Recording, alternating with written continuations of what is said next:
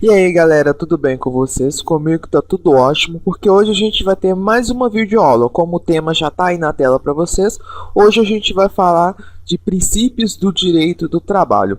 Mas antes da gente falar, pessoal, eu gostaria de falar que eu não estava postando vídeos há algum tempo atrás, porque eu estava tendo muitas provas na faculdade e eu também trabalho, e isso estava fracionando o meu tempo. Então com isso eu estava tendo dificuldades em postar vídeos. Mas agora eu vou tentar postar vídeos com uma maior frequência, tá? Sempre com conteúdos novos. Lembrando que se você também quiser uma videoaula, você pode comentar aí abaixo. Então vamos começar, sem mais delongas, nós vamos falar agora dos princípios do direito do trabalho. Bem, antes de tudo, pessoal, os princípios, eles são algo muito importante. Eles vão servir como paradigmas para orientar o direito trabalhista, seja no campo urbano, tanto como no campo também rural, ok? E o primeiro princípio que a gente vai falar é o princípio da proteção do trabalhador. Esse princípio, como o próprio nome diz, ele vai visar, assim como os outros princípios que a gente vai ver também, a proteção do trabalhador. Mas esse princípio ele é muito importante. Isso porque ele se subdivide em 3 subprincípios.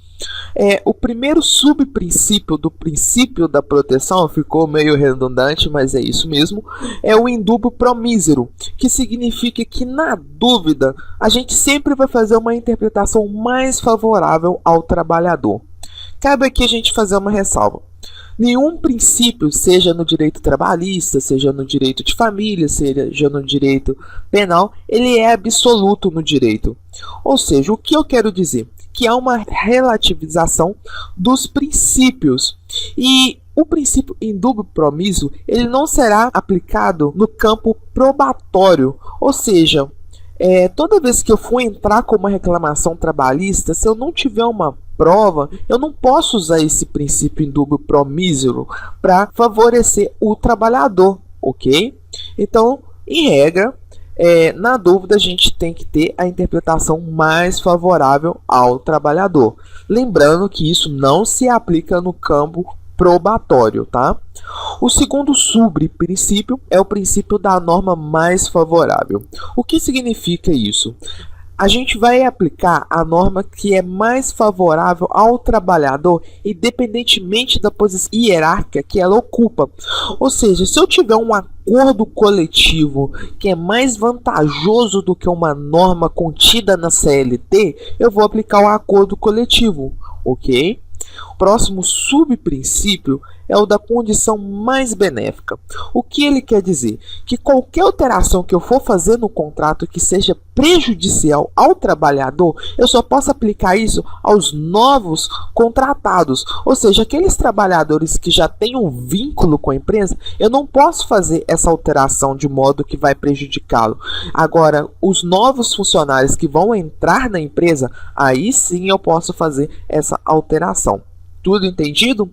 Beleza. O nosso próximo princípio é o princípio da continuidade da relação de emprego. O que significa esse princípio? Significa dizer que, em regra, os contratos de emprego devem ser elaborados por prazo indeterminado. Ou seja, eu não posso fazer um contrato com uma pessoa para trabalhar para mim de modo assim, você vai trabalhar comigo só um mês. Entendeu? Lembrando que isso é a regra. Nós temos exceções. Quais são essas exceções? São os contratos a termo.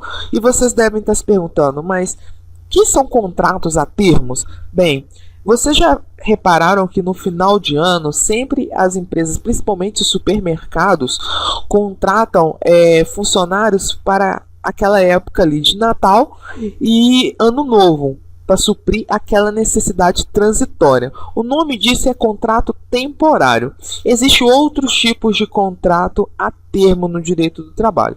Depois, mais para frente, a gente pode até fazer uma aula sobre essas espécies de contrato. O próximo princípio que a gente vai falar é o princípio da primazia da realidade. O que significa esse princípio? Significa dizer que a realidade dos fatos prevalece sobre aquela realidade meramente documental. Como assim?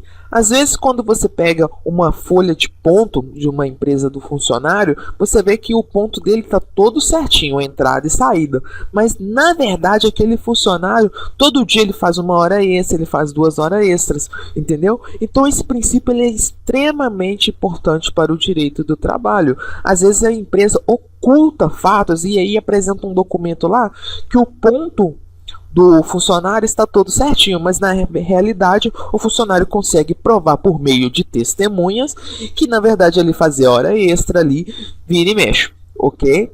O próximo princípio que a gente vai falar é o princípio da inalterabilidade contratual lesiva. O que significa? Ele parece muito com aquele princípio da condição mais benéfica. E o princípio da inalterabilidade contratual lesiva significa dizer que qualquer alteração do contrato de trabalho dependerá de mútuo consentimento tanto do empregador quanto do empregado. E isso só será válido se não causar direta ou indiretamente prejuízo ao trabalhador. Mas aí temos que tomar atenção. Mas vamos supor que eu fui contratar com uma pessoa e aí eu fiz uma alteração no contrato e essa pessoa ainda concordou com essa alteração. E aí quando foi ver, essa alteração é lesiva e essa pessoa que é o meu empregado, ele também concordou com essa alteração. Isso valerá? Atenção, isso não valerá. Por quê? Será presumido que o empregado foi obrigado a aceitar aquela alteração, ok? Então, atenção com isso. É um princípio bem importante também para o direito do trabalho. O próximo princípio que a gente vai falar é o princípio da intangibilidade salarial. Significa dizer que o trabalhador ele tem o direito de receber o seu salário de forma integral no momento oportuno e sem descontos abusivos. Em prova, costumam perguntar assim: qual o princípio que protege o salário do empregador? Bem, existem 2 princípios que podem proteger o salário do empregador. O primeiro é esse da intangibilidade salarial e o próximo é o da irredutibilidade salarial, tá? Que é o que a gente vai ver agora. Esse princípio significa dizer, como o próprio nome diz, que o salário não pode haver redução, mas comporta exceção. E essa exceção é trazida pela própria Constituição, lá no seu artigo 7º, inciso 4º, que vai dizer que poderá haver redução salarial temporariamente mediante convenção coletiva de trabalho ou acordo coletivo de trabalho. Você pode abrir lá a sua Constituição e você não vai ver essa palavra temporariamente. Por que eu estou falando que essa redução salarial vai ser temporariamente? Porque tanto a convenção coletiva de trabalho quanto o acordo coletivo de trabalho, eles têm no prazo máximo de duração 2 anos. Por isso que essa redução eu posso te falar que ela é temporária, ok? O último princípio que a gente vai falar, que não é menos importante, é o princípio da irrenunciabilidade de direitos trabalhistas, que, como o próprio nome já sugere, significa dizer que o trabalhador, em forma alguma, pode renunciar aos seus direitos trabalhistas. Ok? Pessoal, com isso a gente terminou essa nossa videoaula sobre princípios do direito do trabalho. Eu espero que vocês tenham gostado da aula. E antes de finalizar o vídeo, galera, não deixe de passar lá no nosso blog que está com visual novo, onde você pode baixar o PDF dessa aula gratuitamente, além de conferir outros conteúdos também. Lá nós temos notícias sobre concursos públicos e damos dicas também. Então não deixe de conferir, pessoal. O link está logo abaixo da descrição. E se você gostou desse vídeo, clique em gostei, assim você me ajuda bastante. Se inscreva no canal para não perder nenhuma atualização e até a próxima, pessoal. Valeu!